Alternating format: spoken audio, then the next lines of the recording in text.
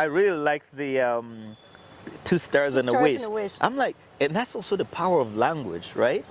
That it's not called critique. It's not called, oh, now I'm giving them feedback. No, but it's like, this is what this is what's working. I love this. This is, and then I wish you could, it's really, it's interesting, like the power of language. And that has nothing to do with just dance, right? And that's one of the things that people could get from dance.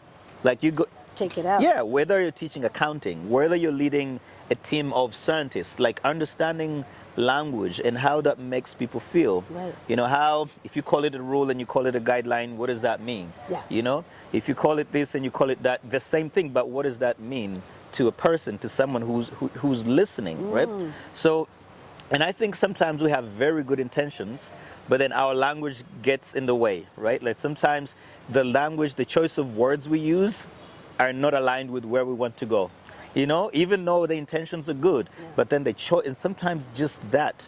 And if that is being cultivated, like imagine, like these students are taking your class for over like a long period of time, and this kind of positive language is being reinforced. Now, to them, they might think they're just learning dance, right?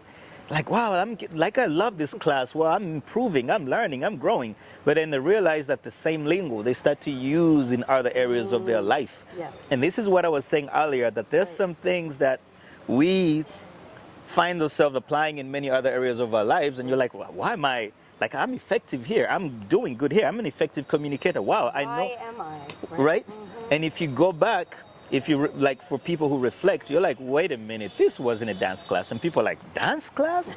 How? Right. Like, what? You just moved and you got that language, and that is really, that's really important. And then you also talked about how we forget, because we've done this, like whether it's a move or a concept, we've done it so, like we've mastered the foundation so many years ago, so we don't intentionally go back to know, oh, how does it feel like for me to learn this for the first time, right? But then the people we're leading or teaching are, like we have all these new groups. People are doing it for the first time. And it's easy for us to say, oh, no, that's easy. And I hear some teachers saying that, right? It's so easy. Right. And sometimes they use it as some form of encouragement, right? I loved when you say that, when you talked about us forgetting how it feels like to be learning these things for the first time.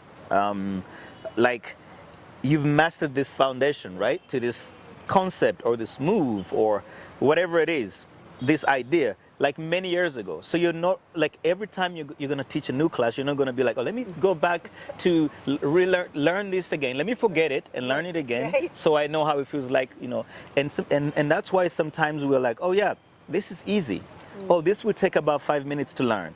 And sometimes teachers do that a lot. We're like, now this next move is easy. This next concept is easy, right? Now, what does that mean if it turns out to be not easy? Because then someone feels like they've failed at the easiest thing. And that is dangerous, right? Like they said it's easy and I've failed. Yes. Then you might as well just say it's difficult. Because actually if you say it's tough and I get it, I will give myself credit, right? But how about we just explain what makes it possible to learn it? Like if you do this and that, because we don't want to say it's difficult, we want to say it's easy, because it's dangerous. And I've seen people do that. And now the worst situation that I've seen is when someone says it's easy and then some of the students get it and some don't. Now what does that mean? The others think they've got it because it's easy, and it might not even be that they got it because it's easy. It could be one of those things we talked about. Maybe their culture, maybe their upbringing, maybe where they are, right? Right. Or maybe they've traveled a certain path before that makes it easier for them to quickly do this, right? They have the foundation, right?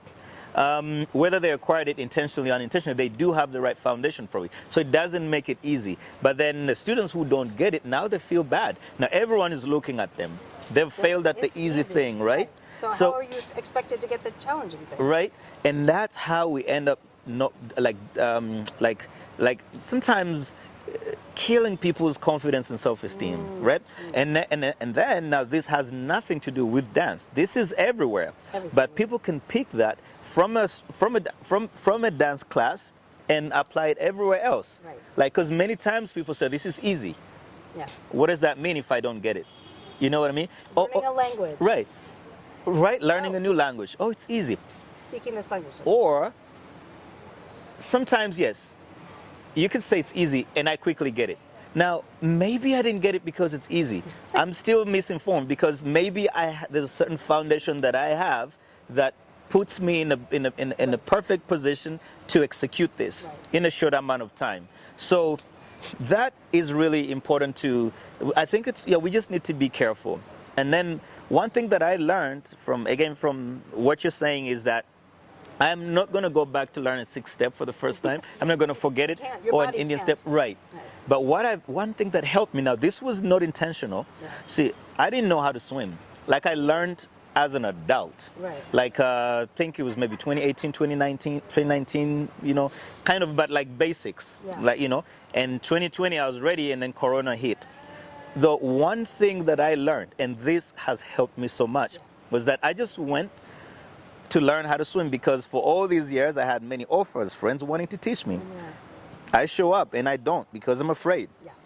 I don't want to jump into get into the water. What if I drown and I don't swim? Like that for all these years. So now someone manages to encourage me to try. So I'm like, okay, I'm going to try. One thing I learned is that I heard some of these phrases that I use while teaching people. Came back to you. Right. And then I'm like, oh, so you're saying that because you're, you know. And then I had a moment of reflection later. I couldn't reflect in the water because I was too afraid for my life. But later I was like, wait a minute. When someone says this is how can you not do the easiest and maybe do this? You know, oh, this is easy. Do you get it? And then I don't, but everyone else is doing it. Right?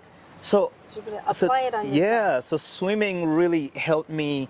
And that's why I encourage teachers, all types of teachers, to find something else that you're afraid to do, that you've never done. That's how you will keep renewing your, like you know what I mean? Like you will, that's exactly, you know what I mean? Exactly. Like it will remind you of how it feels like to be a student, to be under people's leadership, to know that, wow, like the fear. That not the fear is a good thing, but in that moment, like if you know how it feels like to fear, you have to have the fear to try, the fear to fail at something, the feeling you get when people are saying this is basic, this is simple, and you don't get it, or so all of these different things I was picking, and I'm like, oh my god, this is what this means.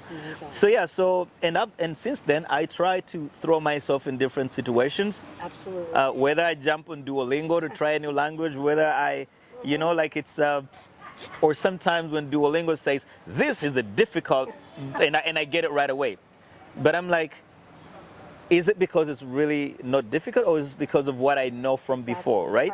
So, and then I realized that, hey, I'm trying to maybe study German and learn a few German things on Duolingo, but I've been to Germany many times. So some of these things I already know. Right. So but when they're designing it, they don't think about, like, it's standard for everyone. Yes. Right? Right. They have to, as a basic learning model. Yeah. I think that you hit on something that is, I think, so essential to teachers, to leaders. Great leaders make themselves vulnerable and are willing to show their mistakes and are willing to allow people to see them trying and failing and, you know, succeeding, and then saying why it was they think they succeeded or why, and admitting mistakes. But if your students never see you trying and becoming vulnerable, how do you expect them to try anything new? Right? If we can't do that, if everything I know is already learned, I already know it all, and then that's end of story. First of all, what does that make me as a teacher? Never learning new things? That's not what teaching is. It's always about the process. Teaching and learning is symbiotic. But I think that vulnerability, and even, you know, being here with my students here in Uganda, they're watching me learn these dances and they're probably like, oh, look at her. Oh, okay. So when they see me kind of struggling through and maintaining that, like, you know, positive approach to learning, the power of yet. This woman, Carol Dweck, talks about the power of yet. It's a flexible mindset versus a fixed mindset. A fixed mindset is like, I'm just bad at math, so I'm never going to do math. I'm just bad at it. That's it. That's it. You know, end of story. flexible mindset says like, well, I don't know this thing yet, but I have the possibility to learn. And there's actually a Sesame Street episode with Janelle Monáe where she's singing with the Muppets a song about the power of yet, and for teaching kids the power of yet. And I think if we can embody that as leaders, as teachers, that we don't know it yet, but we have a potential to learn it, that nothing is beyond our reach.